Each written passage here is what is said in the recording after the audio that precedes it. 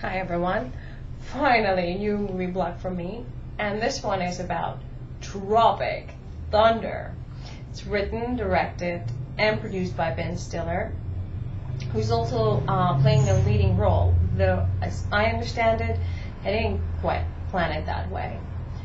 Well, I gotta say that the movie absolutely exceeded my expectations, and I think it's got absolutely stellar cast, probably one of the best comedy casts assembled in a while.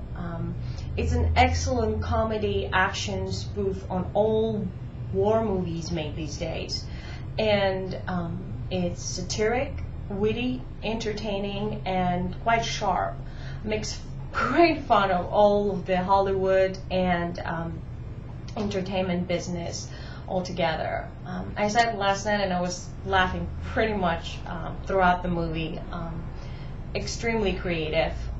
The plot is sharp, and I wouldn't say predictable, but not very elaborate. I mean, it serves as a great platform for all the jokes and actors, and pretty darn good action scenes. The movie actually has several layers, because it's basically a movie within a movie.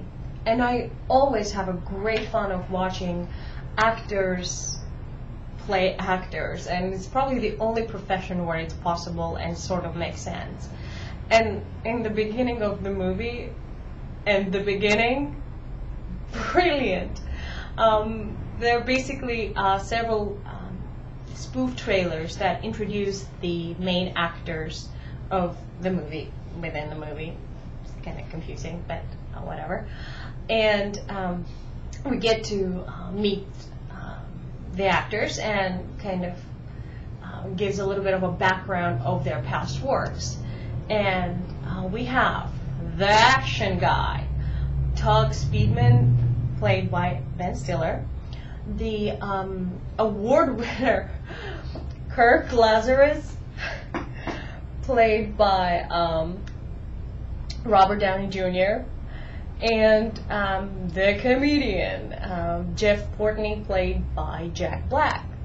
And you kind of can see the layer thing involved there as well. And I'm not even going to get into some of the other actors, such as Al Pacino. And they're just because there's so many, and I'm sort of limited in time here, and I don't want to give too much away anyways. But maybe, if I may, I would like to bring up one actor in particularly, the firearms expert, played by Michael McBride. That guy is wicked funny. And first I actually saw him, or I remembered him after his role in All the Real Girls. He was great there, and luckily he's getting a lot more roles because he's just a pleasure to watch. So, a bit more about the plot. This multi-million-dollar war movie is being shot within the movie once again. But the whole thing is based on a book written by a war veteran, and who's actually also hanging around the set, I don't know, as a consultant or whatever. At some point, though, things go really sour due to fairly dysfunctional cast and crew.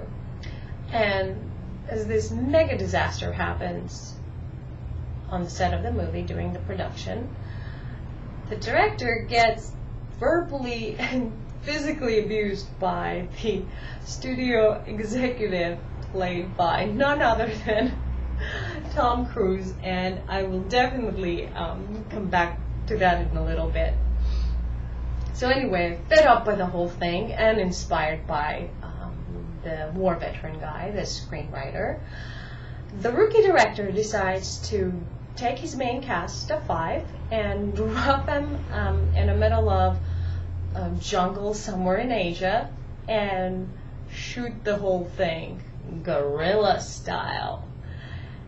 And this is basically where I should stop talking about the plot, because that's where the action begins, and mind you, there's quite a bit of it.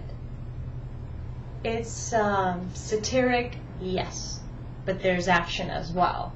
Oh, I absolutely must talk about the details in the movie. I mean, attention to details in the movie was superb. And I'm talking costumes, makeup, choreography of the fights, explosions, the whole thing.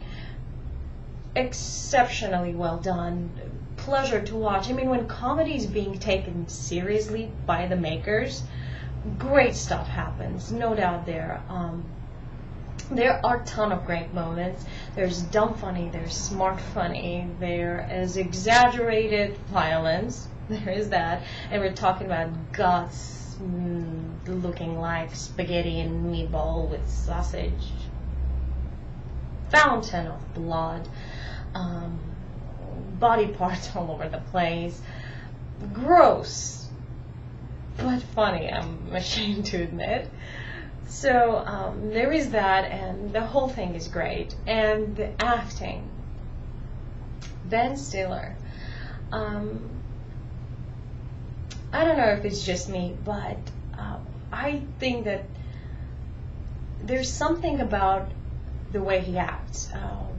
No matter how dumb, funny, or ridiculous his lines are, the way he actually performs, he takes it with such a serious approach, and he does it with such a straight face that it's almost like the Ben Stiller, is not aware of his lines being funny, ridiculous, or dumb. And he's just so natural at it that I greatly admire that. There are these undertones of sadness in his comedy, and I think that's great. I don't know, maybe it's just me, but I terribly appreciate that. This movie is no exception. He just does that, and there are few who can pull it off.